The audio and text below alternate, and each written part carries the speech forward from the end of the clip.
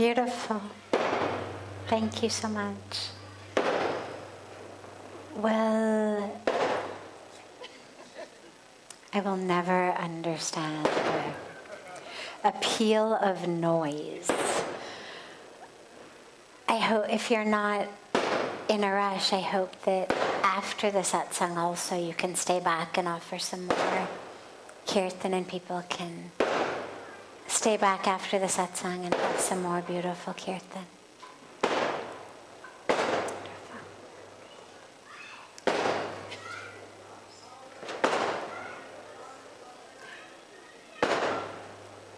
It's actually a beautiful teaching. I take all of these sorts of interruptions as teachings because in life there's always noise. Sometimes it sounds literally like the Big Bang, and sometimes it's a more subtle buzzing or beeping or whatever it may be in your life. But there's always noise. There's always interruptions. There's always unexpected things.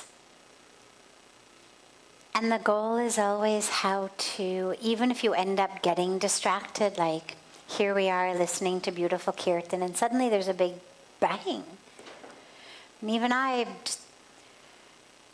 was in a beautiful meditative state, but you hear it and the first thing is, oh my God, is it a gunshot? You have no idea what it is. Obviously, you open your eyes, you look around. But then the moment that you realize, oh, it's just noise, you go back. And it's such a beautiful lesson for how to deal with these bangs in life also. It may distract you for a moment, may pull you off center for a moment. But the minute you recognize, oh, that's just the banging of my mind against whatever's happening in the world. So something is happening, somebody's acting a certain way.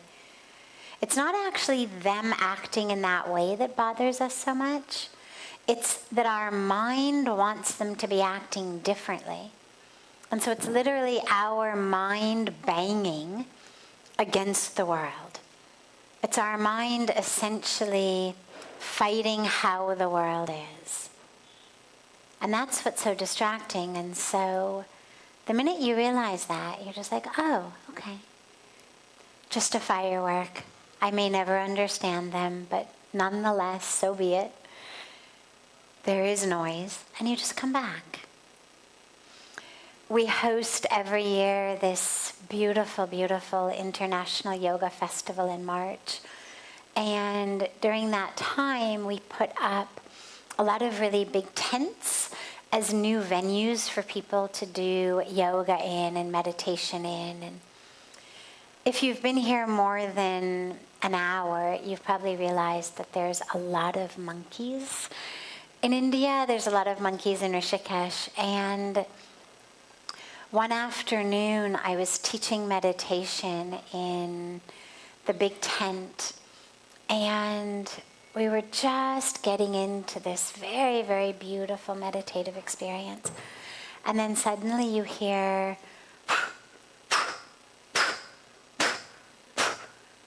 and everybody opened their eyes, and you look up, and the way the tents are, they're temporary, so they're just cloth. They're beautiful, and they're done in very artistic and decorative ways, but they're cloth overlaid each other. And through the breaks in the cloth, through where one piece was overlapping another, you started seeing monkeys' tails coming down, or monkeys' arms coming down, and then you'd see monkeys literally like swinging down from the cloth, kind of hanging on to the railing up there and swinging down. And everyone giggled a little bit, and within 30 seconds, 40 seconds, it was like, oh, all right, it's just monkeys on the roof. And we were able to go back into our meditations. You still heard the noise, but now we knew, oh, it's just monkeys, all right, no problem, and we go back into meditation. But then a few moments later, suddenly we heard this bam, bam, bam, bam. And then there was no way to meditate. And what it was the guards who had been appointed with the task of keeping the monkeys off the roof. And the guards had these big metal sticks, and they were like a pole type of thing, and they were banging it against the metal poles of the tent. So it was metal on metal, banging, trying to get the monkeys off the roof. And if you're sitting in a cloth tent, 10 feet from someone banging a huge metal pole into a huge metal pole, there's no more meditation. And as disruptive as it was a perfect teaching and a perfect metaphor, because with just the monkeys doing their thing, yeah, we were temporarily distracted for just a moment, but we were able to go back to meditation. But the minute that the guard comes in and starts literally trying to beat those monkeys off the roof, that's when your meditation is essentially, for the time being, ruined. And this is what happens in our minds and our lives, is things happen, like the monkeys. They distract you. They take you places you didn't want to go. They pull you off center. But the minute that you recognize what it is, you're able to go back. That's just a memory of the past. Oh, that's just anxiety about the future. Oh, that's just this person's way of being that triggers something in me. I'm not quite sure what it is, but I'll analyze it later. For the moment, I'm meditating. But you're able to come back. And you're able to come back quickly. Because you just see what it is, you acknowledge it, and then you come back.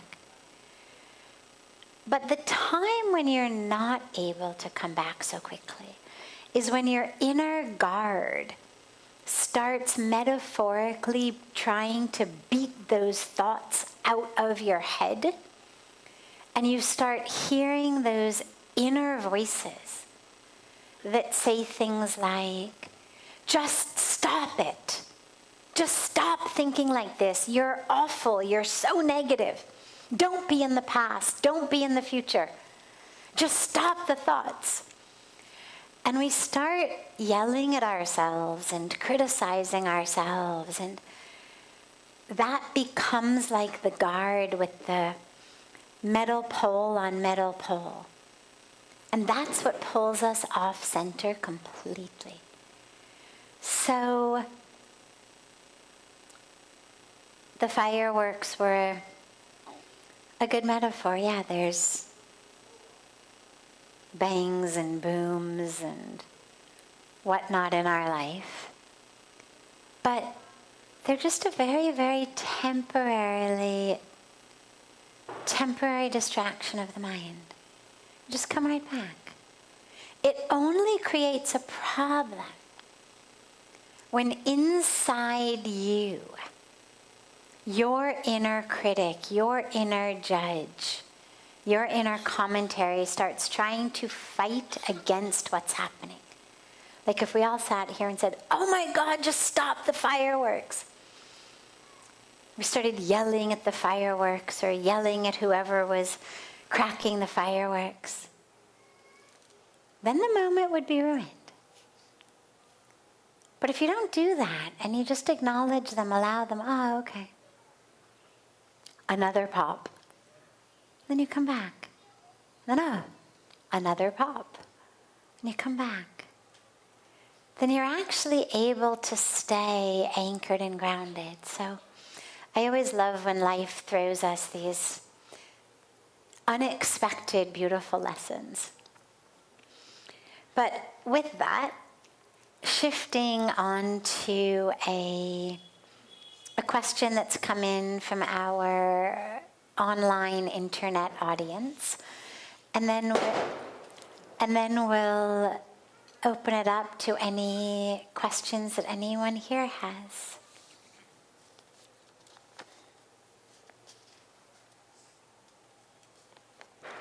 Will it anger the gods and goddesses if I'm not a vegetarian, or is striving to not eat meat enough?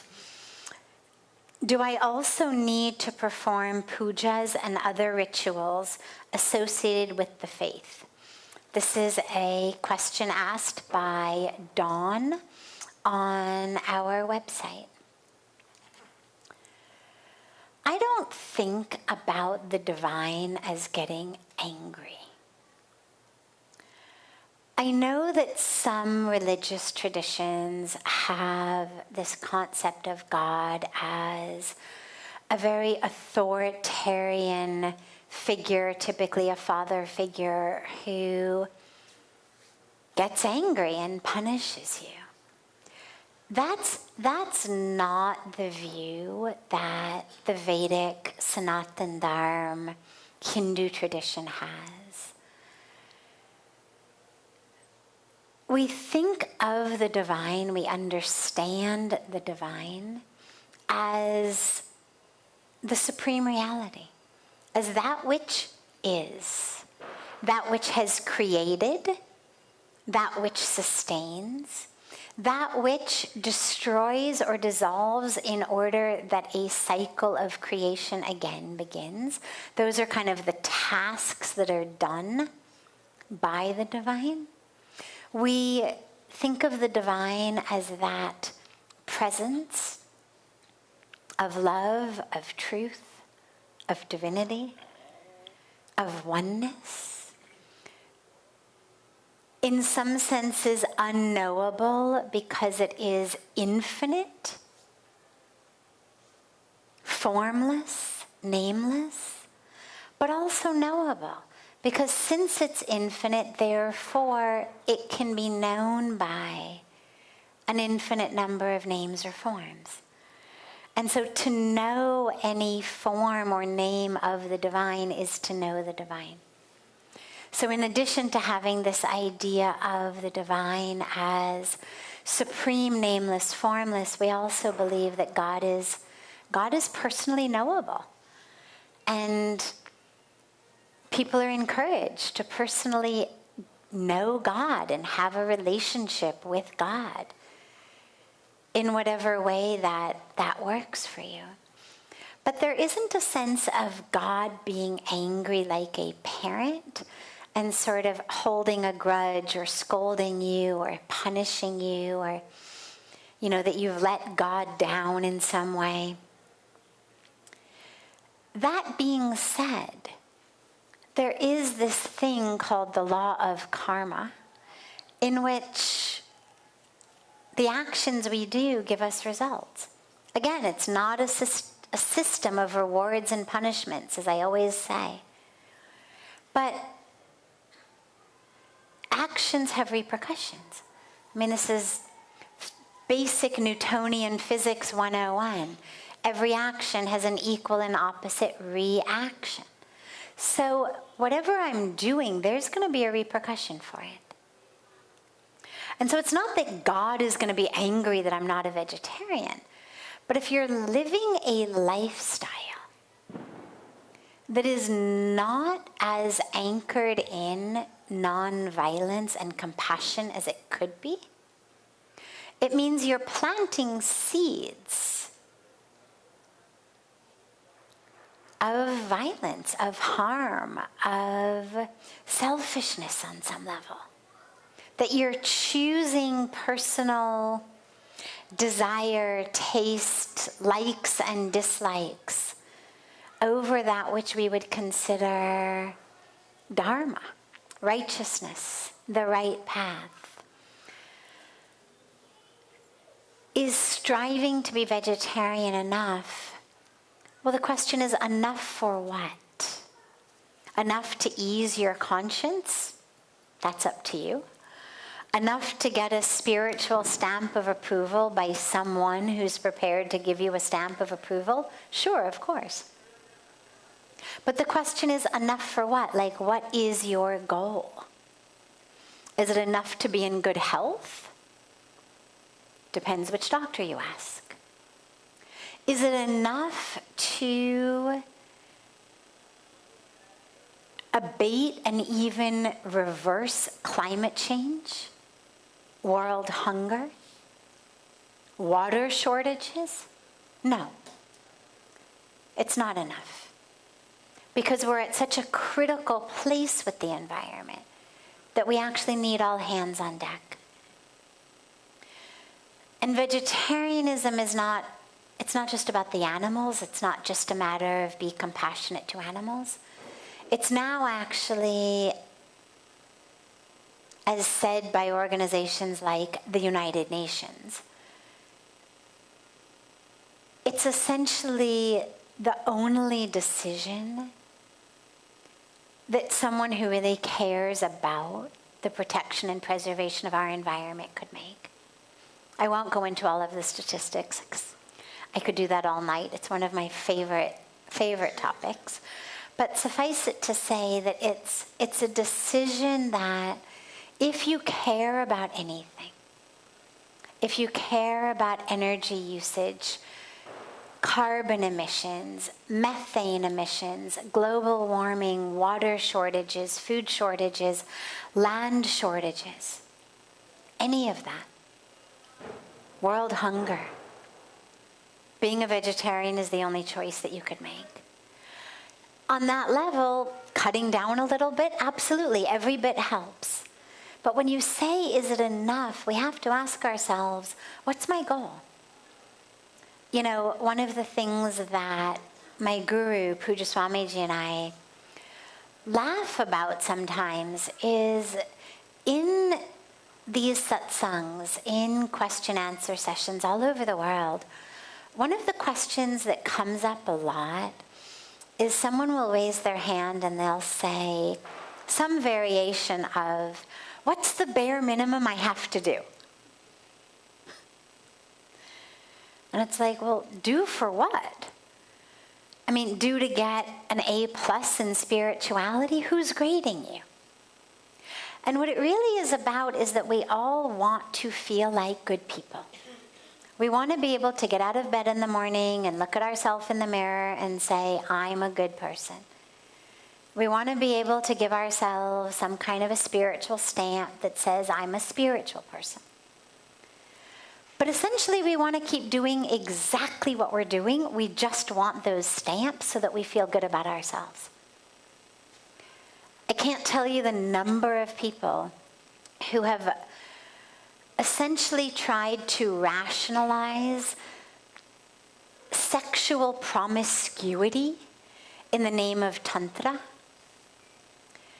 and tried to convince me, but essentially themselves, that what they're doing in having essentially indiscriminate sex that's rooted in nothing but lust and boredom is actually part of a powerful spiritual path called Tantra.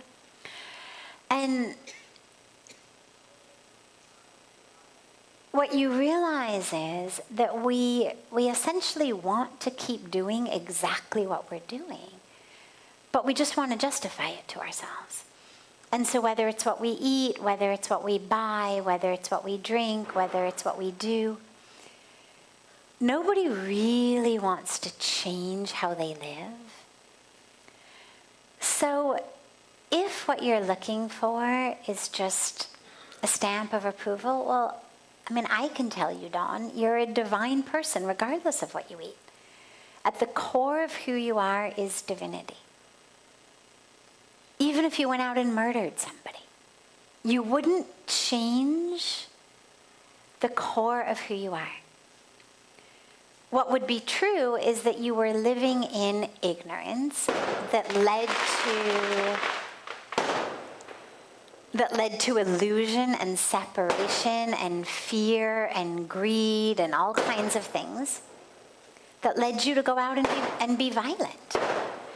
But it doesn't mean that you're less divine on the inside.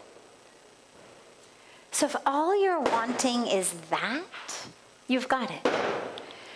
But if what you want is to know that you're living a life that is spiritually aligned, that is the most powerful instrument, vehicle, vessel that you can be in this world, then just do it. Just change your eating habits.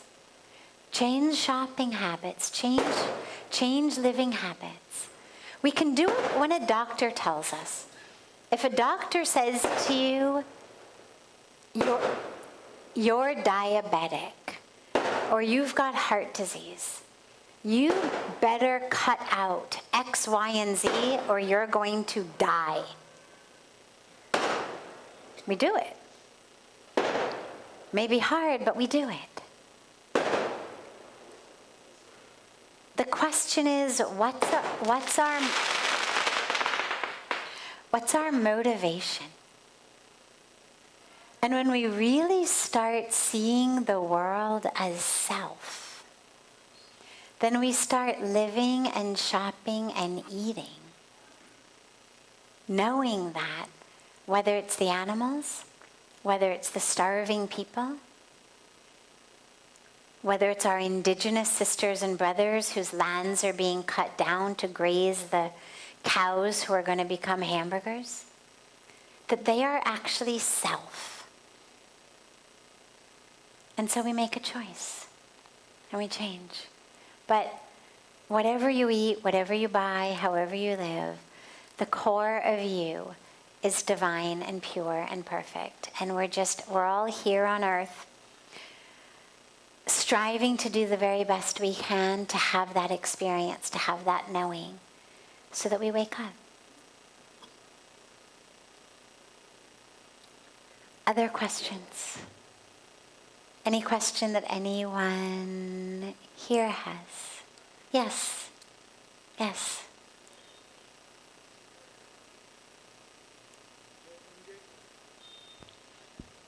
Jai Gange. Jai Gange. Thank you for taking my question. Dealt with blindness many, many years.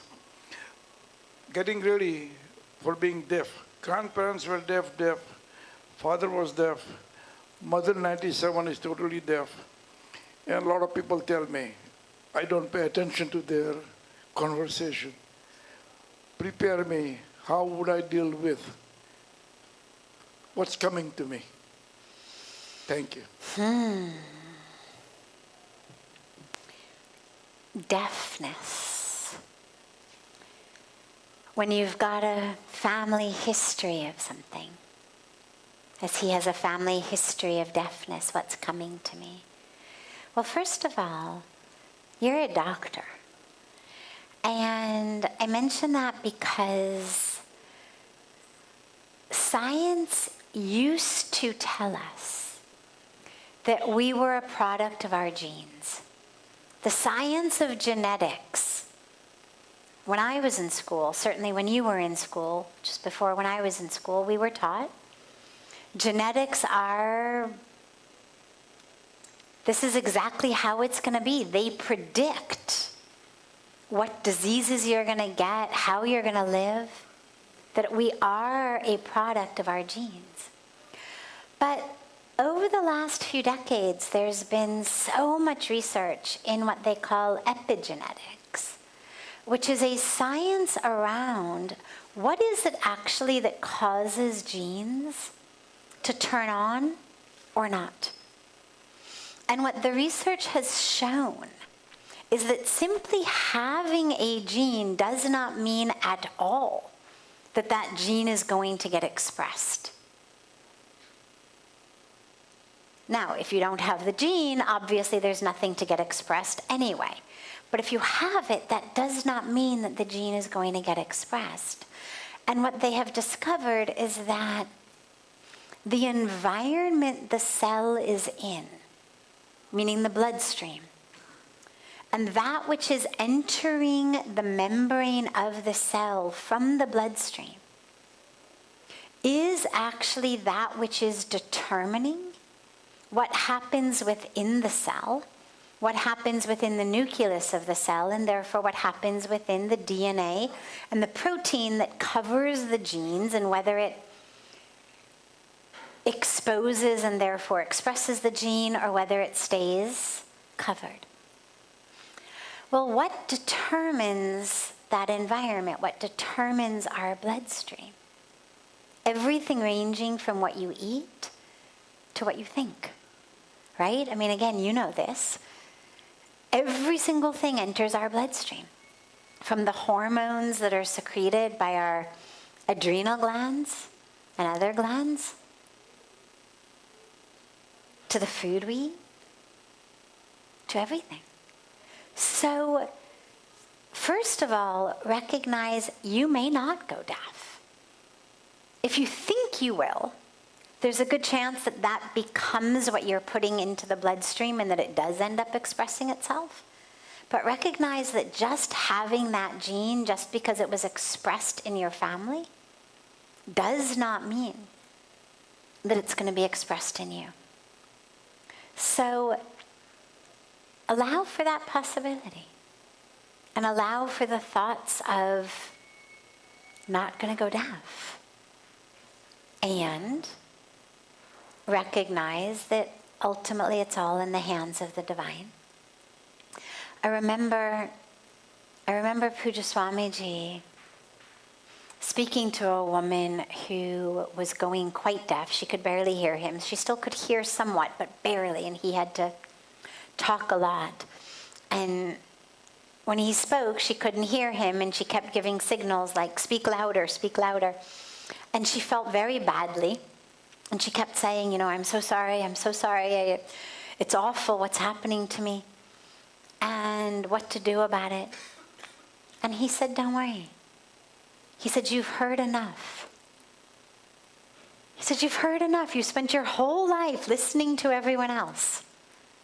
He said, now you get to listen to yourself. He said, consider it a blessing. Because one of the reasons that meditation is so hard, and you think just in this example tonight, every time that firework goes off, we all kind of, and it takes a moment to kind of come back. Well, if you were deaf, you actually wouldn't hear that. That there's a level to which those distractions, those impediments that pull most of us would actually stop pulling you. And that's actually a blessing. These later years in life are meant to go inward. And of course, as you mentioned, your mother's 97. No one's saying you're going to go deaf tomorrow. If at 97, you no longer have to listen to what other people say, and you get to just listen to the voice within, maybe it's not such a curse. So take it in both ways. Number one, recognize that you are in many ways the master of, the co-creator of your own destiny, that your genes absolutely do not dictate that anymore, that the science you were taught in medical school has actually now been proven to be incorrect. Keep that bloodstream filled with health through what you take in, but also through your thought patterns on the inside, your emotional patterns on the inside. And prepare yourself. Just because you have a history of it and most of us don't, doesn't mean that we're not going to get some virus or bacterial infection that's going to make us go blind or deaf. Genes aren't the only thing that causes those sorts of situations. Could get into an accident, could have brain damage, could have a stroke. My mother went blind in her stroke. You know what I mean? There's so many other things that cause it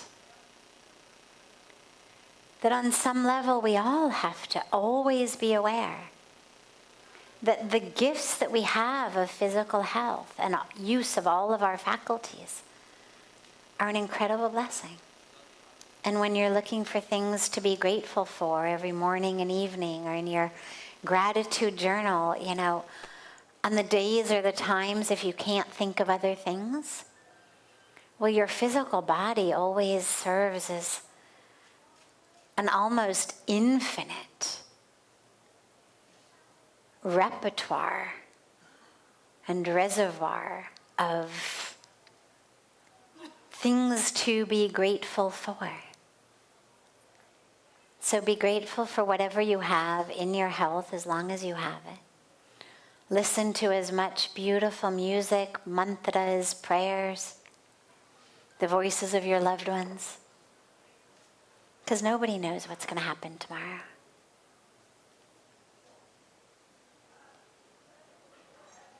Yes.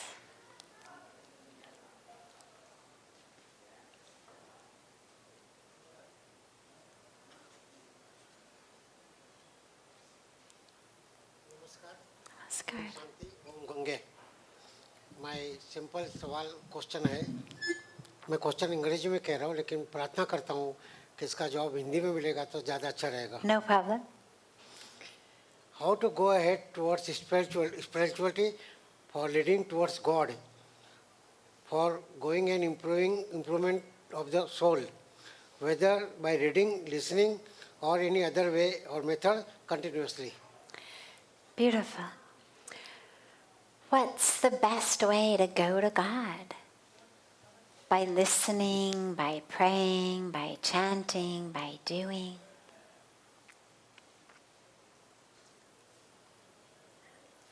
Yes, and yes, and yes, and yes. They're all the best way. Here, Mother Ganga flows, right outside our beautiful doorstep. Now, people come from all over the world to have a bath in Ganga. Ganga is the giver of liberation. But it doesn't matter how you get in Ganga. You can walk down our steps here at Parmarth Niketan, down the nice marble steps. You know, we've even got chains you can hold on to and have a nice dip. You can walk up to Ramjula. There's a nice sandy beach. You can go in off the sandy beach. You can go up further toward Lakshmanjula side. They've got big rocks that some of the youngsters like to jump off of into Ganga. You can go down toward Gita Bhavan side where there's more of like a slope that people go down. So many ways to get in Ganga. But it doesn't matter. All that matters is you get in. Dubki lagao. Kaise jayenge andar? वो कोई फर्क नहीं पड़ता. बस डुबकी लगाओ. Get in. Get in that river. And the way that you choose is what's the easiest for you. As I said, you know, some of the youngsters, they like to jump off the rocks, but wouldn't be my first choice of the way to go in. I'd rather go in from our steps. I love going in right underneath, you know, Shankar Bhagwan. It's beautiful. Some people prefer a sandy beach. Doesn't matter. Choose based on what works easiest for you. This is why in the Bhagavad Gita, Lord Krishna gives us all of these different options, and when he gives them, it sounds like he's advocating for that way. When he talks about Bhakti Yoga, he makes it sound like Bhakti Yoga is the best way to get to God. And when he speaks about Jnana Yoga, it sounds like Jnana Yoga is the best way to get to God. The path of wisdom, the path of knowledge. And when he speaks about Karma Yoga, path of action, it sounds like that's the best way to get to God. But it doesn't matter. What matters is whatever works for you. So listening, Shravan, Smaran, we're listening to kathas, pravachan, satsang, discourses about the divine. Beautiful. Beautiful. There's lots and lots and lots of scriptural passages, commentary on the scriptures, words from enlightened masters saying, Shravan karo, Smaran karo. Listen to the names of God. Listen to the aspects of God. Remember God. Seva karo. Do seva, selfless action, karma yoga. Lots and lots and lots of teachings from scriptures, beautiful teachings from the wise ones saying, let every moment, every action be in the service of the divine.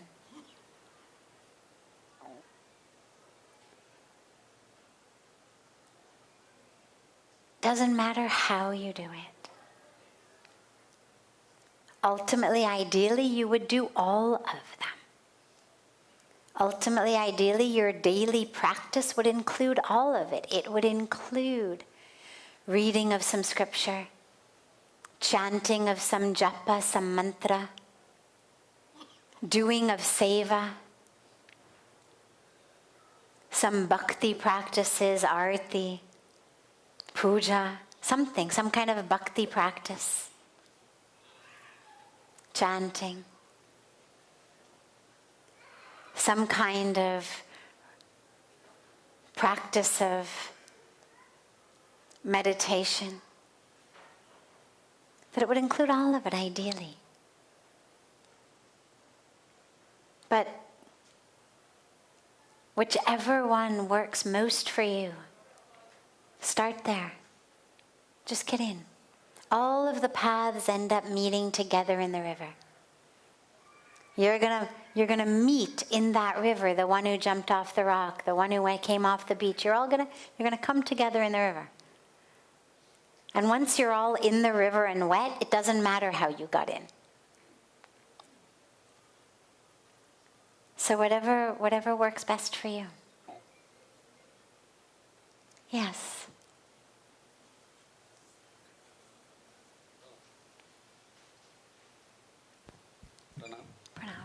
My question is, while Ganga Aarti, you talked about sun and Mother Earth, but you didn't mention about moon. Does it not that important like sun and earth?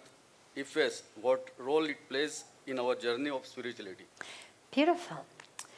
So in Aarti, when I was speaking about honoring and celebrating the sun, because it's Chat Puja, but I said we also should remember to celebrate and honor the earth and protect the earth. So what about the moon? So what I was speaking about tonight had to do with really that which was giving us life. Without the sun, we could not live. Both the warmth, the light, but also because the sun is that which the trees use for photosynthesis so that they can give us the fruit and give us the shade and give us the water and sustain the life of all of the animals that depend upon the forest. The sun allows our fields to grow, our crops to grow. Without sun, you can't grow anything. So the sun and the earth actually are those through which our very lives, our physical lives, are preserved. The moon plays a very interesting role. I'm not sure that I would say that the moon is crucial to our physical life.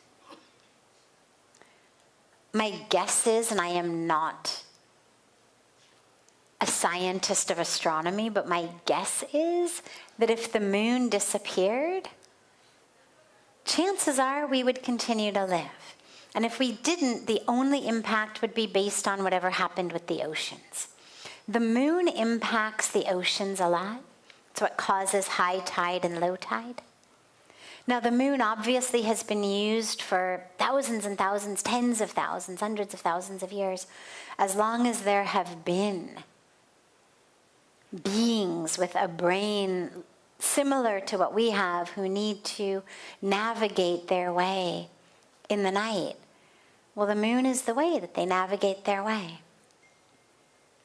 So the moon allows that navigation. But in terms of critical aspects of life, I don't know, I love the moon anyway. I mean, regardless of whether it actually keeps us alive or not, the moon certainly plays a role in our spiritual life. In astrology, in Jyotish, the moon plays a huge role in impacting our horoscopes, our astrology, like who we are and how we move through the world. The angle of the moon is very, very important. So, and I actually do talk about the moon a lot in terms of the teachings that the moon gives us of how to be a reflector of divine light, even when you don't have any light of your own, but how to be in perfect alignment like a full moon and be able to reflect that light onto others. So, yeah, apologies for leaving the moon out of that particular talk. But yeah, we definitely love and celebrate the moon. Yes, last question. Sure. Just where we started today's satsang, I just want you to understand, a person sitting in a meditation gets distracted so easily. On day-to-day basis, when we are walking, moving around here and there, how to center ourselves. Right? How to? Center ourselves, right? And second is the center within my body or is it outside the body and my body is within it? Right? Thanks for the...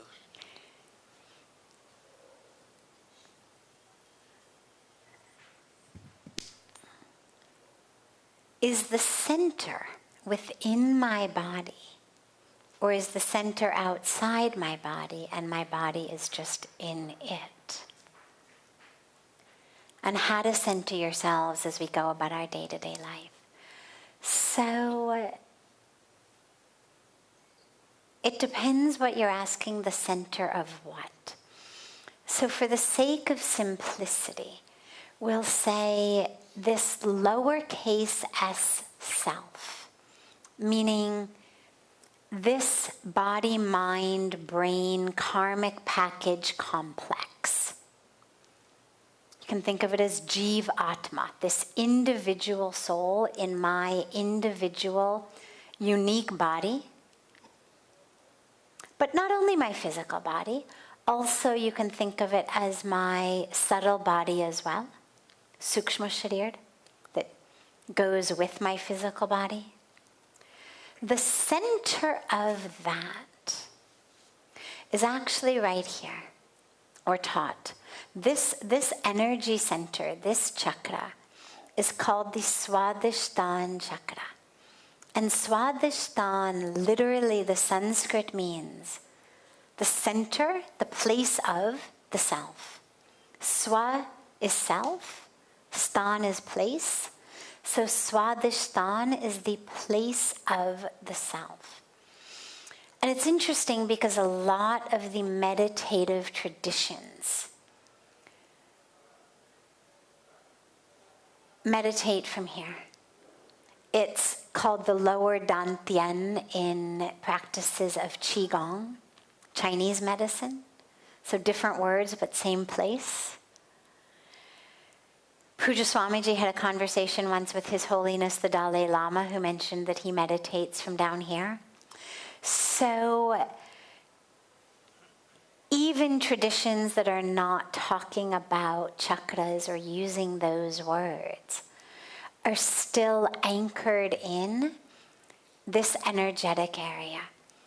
And if you try it, you'll see actually how powerful it is when you're moving throughout your life. If you keep that awareness on your breath, and you keep your breath anchored here, so rather than breathing from up here, stay anchored in the breath here, you'll find it really doesn't matter what situation you're in. You're able to stay anchored and grounded right here.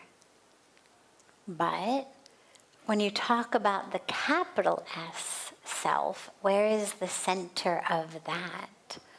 Well, then there is nothing but God. We are one with that divine. That's the core of Vedanta. Aham Brahmasmi, Soham, Tattvam Asi. These are